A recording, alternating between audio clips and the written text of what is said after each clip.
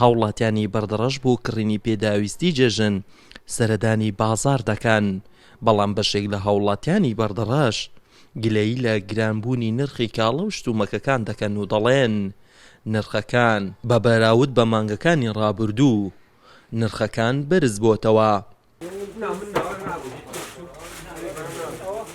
بەڕاستی حیفەی قسەش دەکەم لە مانگ ڕەمەزان بەڕاستی شتەکان بەرز دەکرێنەوە. نرخی بڕۆ بۆ بگرە بۆ نمونەوە گۆشت 1500 چوتە سەری، فێقیات ئەنوا عشکال هەموو گران بووە، تەماتە و خیار خڕ گران بووە تەنانەت لە مانجی ڕەمەزان، تەنانەت مانجێکی خێر و بەرەکەتە ئەسڵەن دەبی نرخەکان کەم بکرێتەوە لە مانجی ڕەمەزان زیاد دەکەن. لە ڕووی جلوبەرگەوە چۆن دەبینی؟ وەڵا جلوبەرجیش بە هەمان شێوە بەڵاهی جلوبەرگ بەخۆی لە تورکیەوە کە ئەمە دەینین گران بووە ڕاستیەکەی لەوێ هەپ پارچەی دۆلارێک دۆلار و نیوەک چیتە سەری مەجبوریم ئەمەش لێرە زیاد بکەمە سەری. بەشێک لە دوکاندارانی بەردەڕەشیش ئاماژە بۆەوە دەکەن بازرگانەکان هۆکاری بەرزبوونەوەی نرخەکانن. پشتی کۆرۆنەی بەڕاستی ئەشیا لە عالەمیەن هەموو شتێک بەرەو هەستانە بەرەو گران بوونە. ئیمەش ئێستاکە کە لە تورکیا ئەشیا دێنین بەڕاستی ئەشیاەکە زۆربەی هەر زۆری ئەمە تەعاملمە لەگە تورکیا و سینە هەردووچیان دووەلیەن گران بوونە بەڕاستی هەموو شتێک بە دۆلار گران بووە.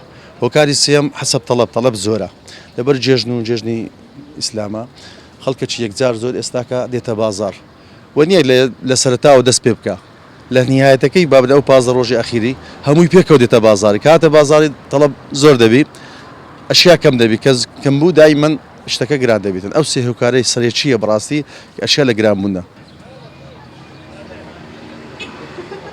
خۆیان بە قازانجێکی کەم ڕازی نابن بەڵکو نرخەکان چەند قات گران دەکەن کە ئێستا ئەگە تۆ سەری بازار بکەی لە هەر شتێک بپرسی یعنی زۆر گرانتر بووە لە نرخەکانی پێشوو وەکو ئاماژەم پێکرد. ئەو دوو هۆکارەی هەیە بەڵام هۆکارێکی تری وژدانی دوکاندارەکانە بۆ ئێمە داوایان لێ دەکەین بە قازانجێکی کەم ڕازی بن چونکە وەزع و گوزەرانی خەڵک لە ئێستادا زۆر خراپە بەڕاستی موچە زۆر تاخیر دەبێتن قەیرانە یعنی خەڵک لە هەموو بوارێکدا هەر ناڕەحەتە.